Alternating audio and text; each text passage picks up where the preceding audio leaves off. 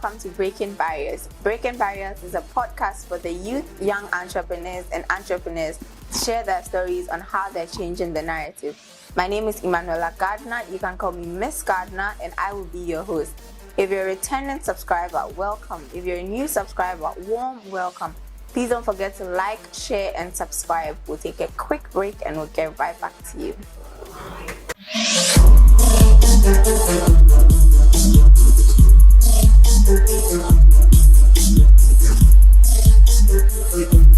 Welcome back. Different forms of art mean different things for different people at different times. Similar art, no less. While some may argue that it's a matter of perspective, there's no denying the fact that art conveys messages. Over the years, the makeup world has seen an evolution in trend, resulting in companies featuring skin shades and colors for all people. My guest today is a makeup artist by night and a student by day. She joins us today to talk about her journey so far, what she plans on doing with it henceforth, and how she even decided to go into makeup artistry, not to forget balancing school and work. Join me as we welcome Josephina, my guest for today. Hi. Hello. How are you? I'm good, and you? Thank you for coming. I'm good as well. Did you have any difficulty getting here? Because no, it was very easy to find it. It was fine. Yes. But I haven't taken you out of school for, something. No. You're fine. Yeah. School is fine. I won't say it's fine. It's okay. School is okay. I'm glad that you've been able to come and accepting the invitation. I'm also glad because I think this is something that in times at school you need like a fresh air. So this is a breath of fresh air. So I'm glad that you took the Thank you for inviting me. But like everybody comes from a home. So let's talk about you. Where do you come from? Let's look at your family and your family dynamics. Okay, so I'm a Piapem. Okay. I'm from Enumboso, in the Eastern region. My family, I stay with my mom basically, but she's currently not around. Okay. Yes, but my dad is in the picture. I have siblings, 2 sisters and a brother. Are you the first? No, I'm the second one. The second one. Yes. Yeah, so I don't How's the upbringing like? How do you are the second born in how many? 4 siblings? Yeah. So you're the second of 4, so it's an even number. Do you feel at any point in time neglected, or do you feel given more attention to as compared to your other siblings? I don't feel neglected at all. Like it's a good balance. My parents, make sure they give all of us equal attention. Yes, but growing up, my parents were super busy people. Okay. So I was always with this auntie, that family friend, grandma, and all that. So I've not really been with my parents at the same place for a very long time. But yeah. So how that affected you? Like, because if you live with your parents, there's a certain way of upbringing as opposed to moving from home to home. Do you think that has affected the kind of person that you are? Like, my personality, I don't think so. Okay. Right, because even with distance, my parents always make sure that I'm going the right way. Yes, so for that, it's not a problem. The only problem with that is the fact that I don't really have that relationship with them. I'm not so like there's some things I can't talk to them about. Yes, that's the only problem. But aside that, yeah. Would you wish something was different?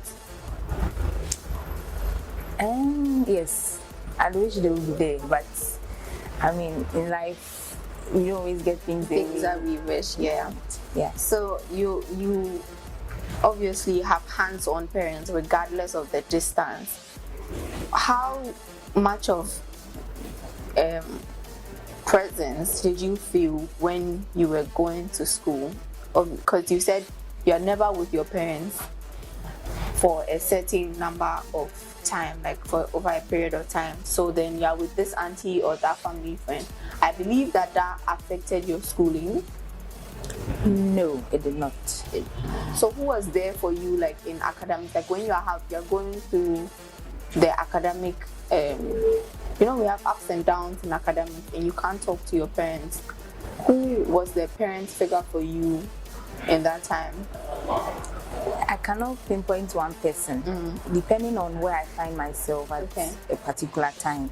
I think I always got help wherever I found myself. If I was with my mom, she would help me. If I was with my dad, he would help. Then with my aunties, they would help. So for that, I didn't necessarily have a gap at every point in time, wherever I found myself. And my mom is very particular about my academics. Okay. So wherever I found myself, she always made sure that at least there was someone who could help. I think there was a point in time where I was staying with a family friend, and she was so very super busy. So at that time, she got us a personal teacher who was helping us. And when she comes home and she has the time, she will also try to help us. For JHS and SHS, or just? I'll say from primary to JHS. Okay. Yes. But for SHS, my mom was around for some time. So at least when I come back, she's able to help me with certain things. Aside that, at the time I could do some of the things by myself. So I didn't necessarily need anybody, but if I needed help, I found help. Do you think it made you grow up faster? To some extent, yes. But my mom is the very protective type. Even when she's not around, she always wants to make sure that when she's going somewhere, this uncle has to take care, or this auntie has to take care, and all that. But I was trying to sort of resist, because I wanted to, explore and have my freedom, not per se, but to be able to do certain things on my own.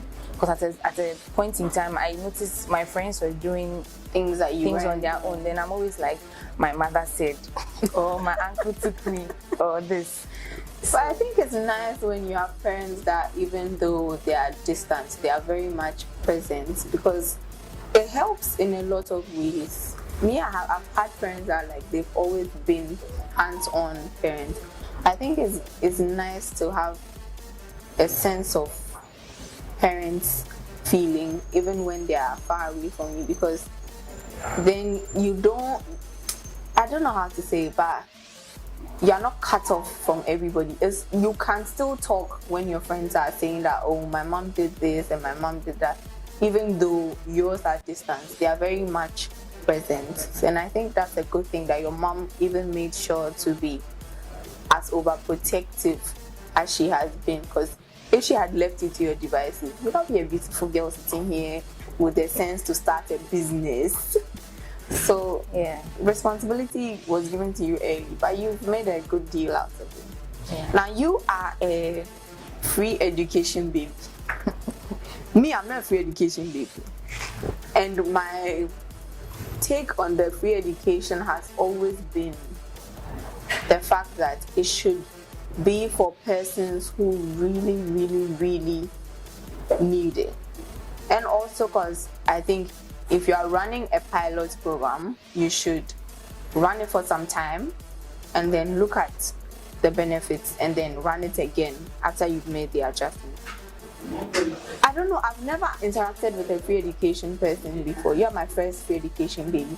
But when I sit and I look at it from afar, it's like, because it's free education, a lot of you are in the system. And there's always talks on you people not getting adequate or the right, I don't know if it's for lack of a better word, like the adequate education that's needed, be it especially when it comes to feeding and accommodation and teacher to student ratio. How true is that?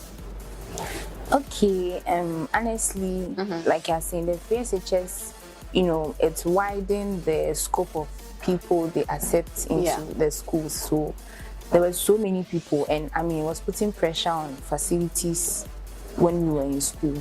And I'm sure it's even worse now because I hear the numbers now are crazy.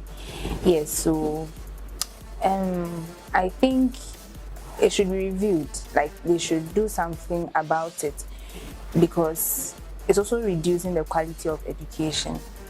Because when you go to school, there are so many, unless of course you take that step to actually find help, it will be very difficult because the teachers, barely have any rest.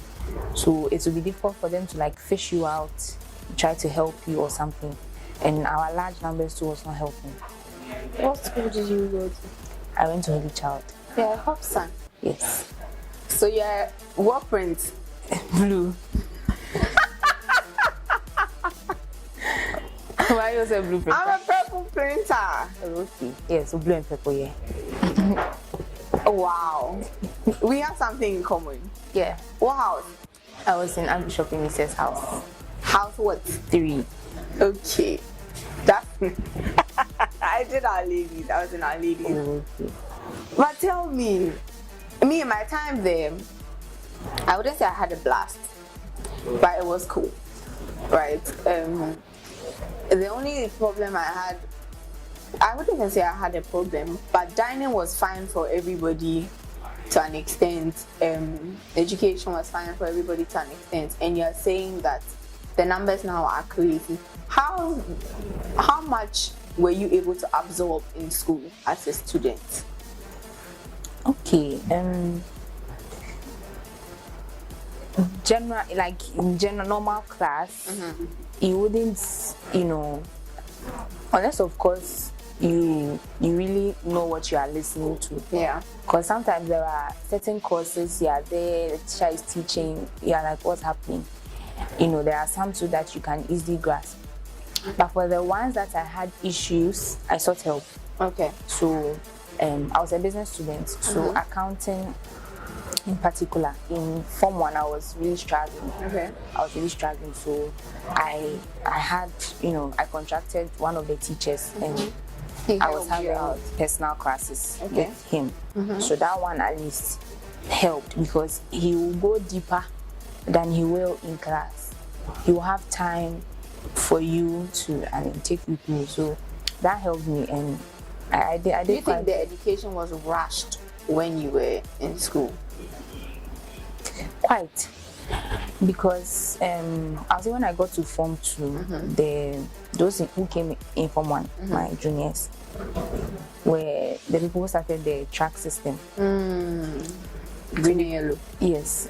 So because of their schedule, it messed up our vacations. We had long vacation when it's not normal. Usually long vacation is, I guess, they're about. Last time around, we're having long vac in February. Wow. So it was some way. So I think in that sense, if you don't, when you come home during vacation, if you don't get help, you'll be lacking behind, because it's like you feel like you spend just a little time in school, but so much time at home. So if you're not able to maximize the time you have at home, you'll be found wanting. Wow, that's crazy. So yours would be they need to review their policy, and then I think I agree with you. I think it should be reviewed, but I most especially think that it should be given to persons who really need it, because you can't have people who can afford education in the middle of people who really cannot afford education. It's not a nice balance of educational material going on there. But let's move on to uni, because that's where you are right now. And you're in uni, you're reading accounting, something you said you had difficulty with back in senior high school. How did you get into business administration accounting if you had problems with accounting back in school? Okay, like I said, the struggle was at the early part. Okay. But when I got the help, I became very good at it. Okay. Yes, so I had no doubt when I got here that I wanted to do accounting. So because you made the initiative to seek help in the early part of your problem, it has helped you to decide that accounting is the way forward. Yes. Are you going to charter? Yes, I will. You charter? Yeah. The plan is to charter. Yeah. But how are you going to charter and then manage the business as well? Tell me about that. Because I hear that accounting exams are a whole, like the whole business exams is a whole path on its own. And then you run a business as a makeup artist. Before we get into how you got into makeup artist, I just want you to tell us how you're going to balance school and then work. Okay. The beautiful thing about the professional, exams, to charter to become a chartered accountant, is it's not compulsory to do all together. Oh, okay. You can do it in bits. Okay. If you know it is 2 papers you can write at a sitting, you do it. If you can do 4 or 6 at a time, it depends on you. There's no, specific. Yes, so I think with that, I'll just take my time. Depending on when I want to begin, I'll just have to schedule, know when I'll have time to study, know when I'll have to go and make money. Yes, so the money that we're going to use to pay the exam fees. So, but we'll take a quick break and we'll get right back to you.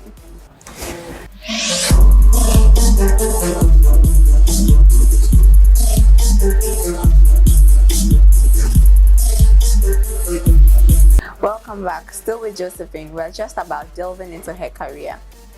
Jojo, just before we delve into your career, yeah, final year student. yeah. How is final year? Final year is after my life. Final year is really after my life because I'm in final year. There's that tendency to put in my all because I know I'm almost at the finish line. And aside that too, there are so many other things I'm involved in. Yeah. So it's really after my life. It's not easy. It's not easy. It can't be easy. It shouldn't be easy. It's the end. If you have an easy end, what did you have in the beginning? Yeah. It's really After your life, as it should.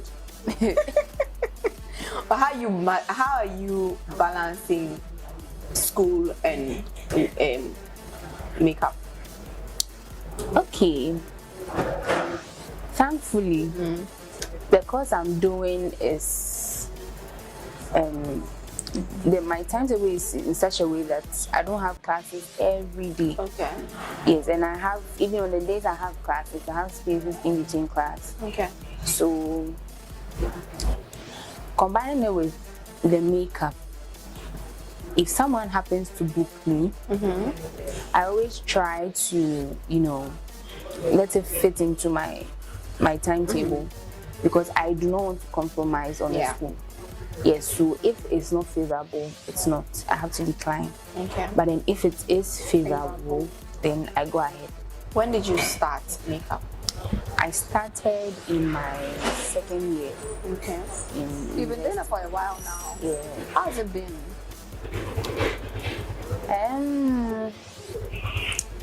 I'll say it's a learning process. Right.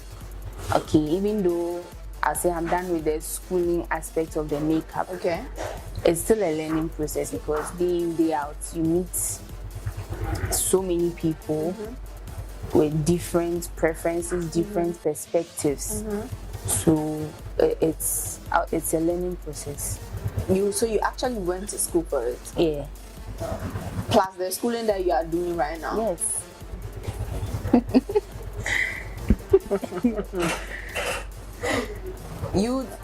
Wait, let's dial it back a bit. How did you decide that makeup is what I want to do as my side business for school? Okay. If my mother happens to watch this, she'll be laughing wherever she is. Because growing up, makeup was something I did not like. They always say that people who do makeup are people who don't like makeup.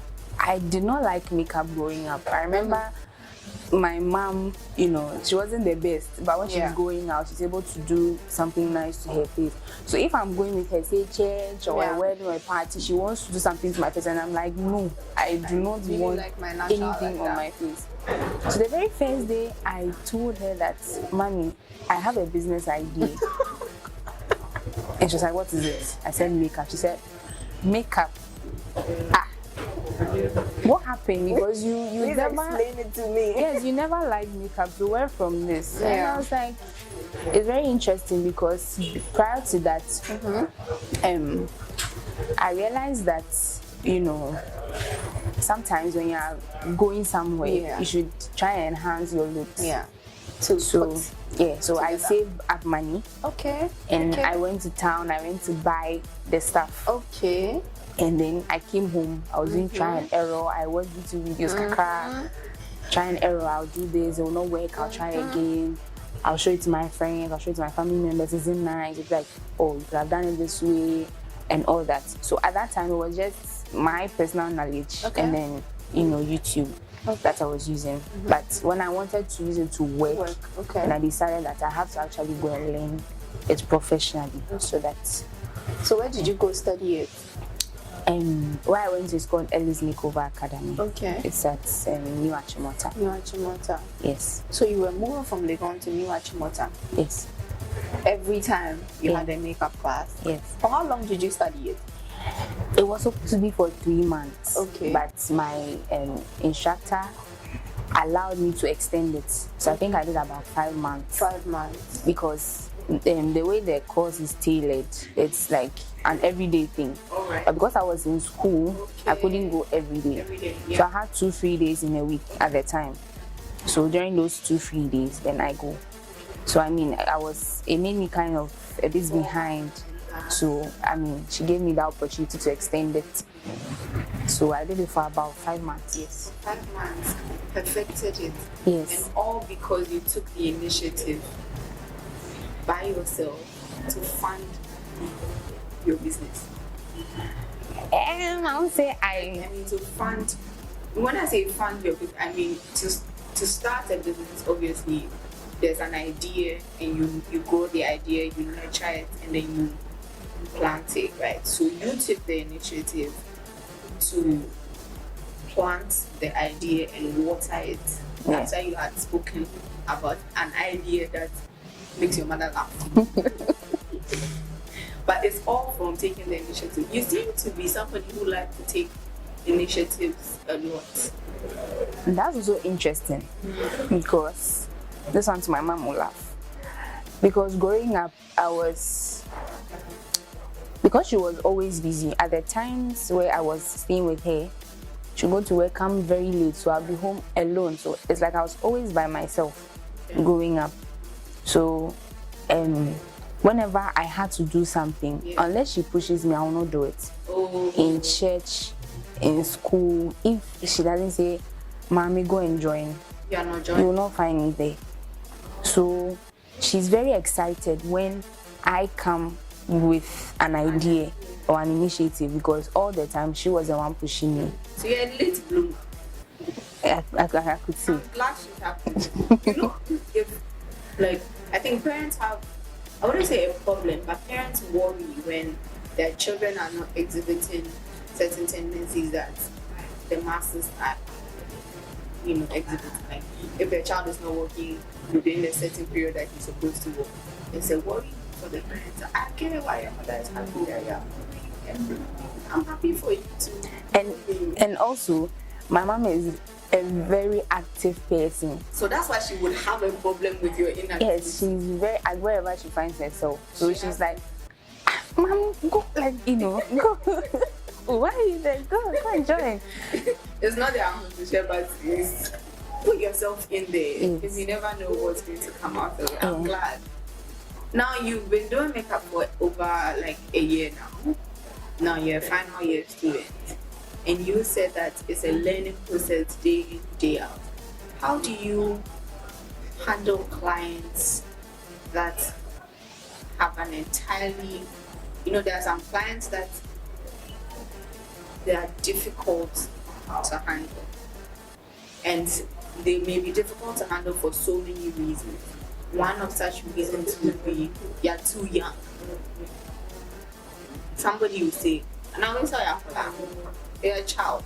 Why are you coming to do my makeup? Why are you charging this for my makeup?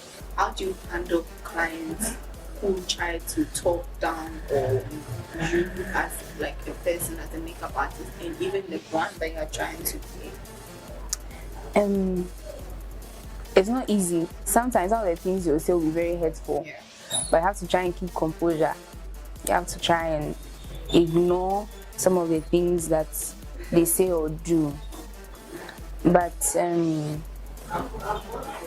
got to learn the hard way that in life,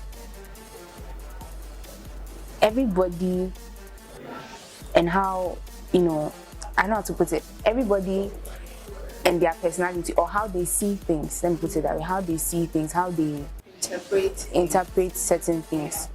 It wouldn't always go your way. So if you are thinking everybody thinks the way you think, then you're making a mistake. Everybody has a different way of approaching certain things. But then that's life, that's human nature. So it's up to you to know how to handle these things. Having the business, you have to have customer service at your fingertips. Okay, somebody may be rude to you and you deep down you also want to confront the person, but then you're like, I'm trying to build something, I'm trying to build a reputation for myself, so to say. So you would just try and keep composure. Sometimes you just in certain situations you just assess the environment you find yourself or the aura in which you are in. Then you know how to handle the person. Sometimes you just keep quiet, let them finish talking, then you can just approach it, in a way that will bring peace. Because I'm someone who likes peace. Yes. We've been talking for minutes now. I don't let my guests go thirsty on my show, so I'm going to pour you a drink. This drink is 100% natural. It's by the very company, the UK manufacturing company. They're responsible for producing fresh juice, 100%, no additives, nothing. It's good for you. Do you drink? No. You don't drink, but even so, it's good for cocktails and mocktails and all your other things that you're wanting to do. So,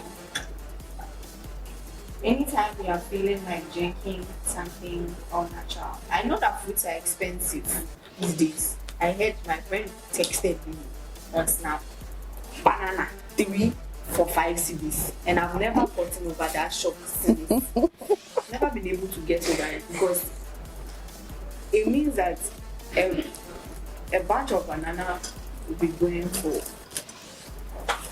30 cedis or 35. How much are they selling on campus if it's 3 for 5 cedis?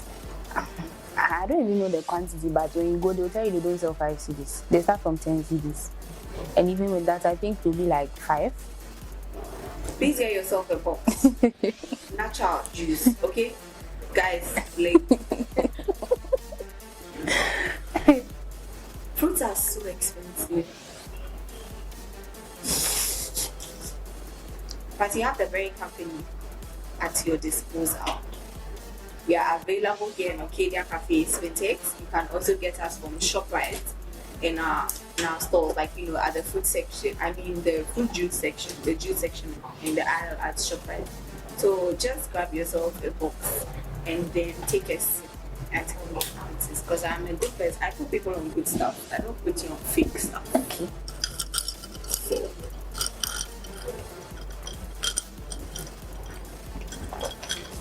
something tastes weird inside. Nothing tasting weird. 100%.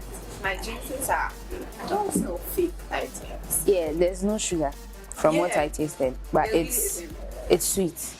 Yeah, it's nice. Pineapples ought to be. Anyway, now if you can't get fruits to eat, they say an apple a day, take the doctor away. Me, pineapples all day, everywhere, anytime. For bright skin. It's not only vitamin C in oranges. If you also need free bowel, those of you who don't go to the restaurant, purchase some pineapples if you can't get the raw fish, because now food is 5 cents for 3 banana. It's a bit on the high side. Anyway, still on your career, what are your aspirations for this? Okay. As I mentioned earlier, I'm still in the learning process. Okay, I will not say I'm perfect. I'm still in the learning process, so I still want to learn more. I want to learn more. I'm not satisfied with what I know now. I want to learn more. And honestly, there's going to be the corporate aspect of my life. That is where I'm most concerned about. Yes, there's going to be the corporate aspect of my life. I want to,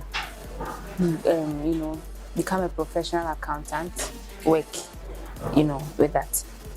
And then, the makeup is a skill I have. It can't be taken from me, to be with me forever. So I see myself in the future, expanding, doing something bigger with it. And aside the makeup too, I'm also passionate about event planning. Yes, so yeah, hands-on person. Yes, so in the future, I don't know what the future holds, but if I have the opportunity, I'll set up, a business that is into event planning with the makeup as well. What has been your biggest challenge since beginning makeup artist? Okay, I'll start from the academy. When I was there, initially when I began, I was excited. I was like, I was happy. Yeah. But when we actually started practicing, you were lost. It was something different. I'm like, hey. So all I was doing on my face all that while was something else, because what I'm learning is actually quite different. When I was in makeup school, my devil was eyebrows. Eyebrows was my. But you done yours pretty nicely. I don't do my brows because it's my devil too. Well, yeah. So I've been practicing for a long time, so now it's something I'm able to do pretty well. But then no, it was. I spent so much time on just that. Like there were other things I didn't struggle with, like my eyebrows. Yes, both on myself and on other people. And as you draw it, you think you've done so well, then madam will come and be like, clean it. It's not nice, clean it and do it again. So it was my devil. I spent so much time learning it, but practice makes perfect. So I've been practicing, and I'm here today.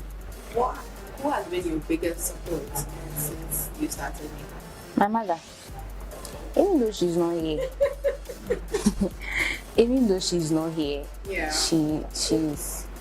She's been like my pillar. Anytime I need help, I call her quickly. Whatever she can do to, help me out, she will. And aside her, to my friends, I cannot forget them. They allow me to use their faces to practice. They use their platforms to promote me. I can't thank them enough. They've also been super helpful.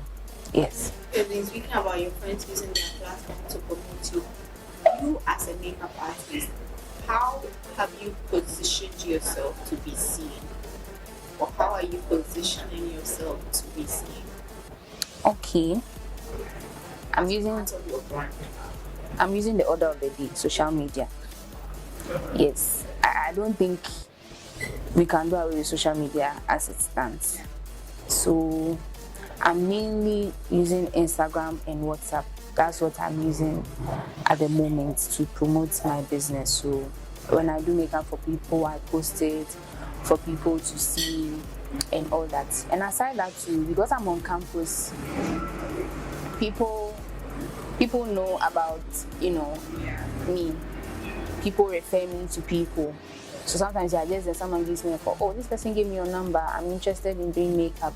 So I think that's also another way that, It's helped you so far. Yeah. Makeup plan. We're about to wrap up, but I want to wrap up with, we've spoken about what your future aspirations are, and we've spoken about the challenges that you've had. And obviously, because it's something that you are going to want to continue doing, it's going to move from a side gig to a main gig in the future, even if you have a corporate something. When you sit down and you look at yourself in 5 years, just look at the camera and give a message to yourself and to any other person who's probably in your shoes. Just take a quick break. Okay. Sit and listen to you. The camera is yours. Alright, so in 5 years' time, if I'm watching this in 5 years' time, and just know that right now it may seem like a dream, Yeah. but then you are where you are today because of this lady seated here. Yeah. Start again. Okay. Should I start? Okay. So in 5 years' time, if I'm going to be watching this, just know that you have come this far because of your determination, because of this lady seated here, the idea she conceived, to bring this about. In 5 years' time, I see myself to have expanded. Honestly, I'm dreaming of having a makeup studio by 5 years' time. Even less. So It's possible. yeah, it's possible.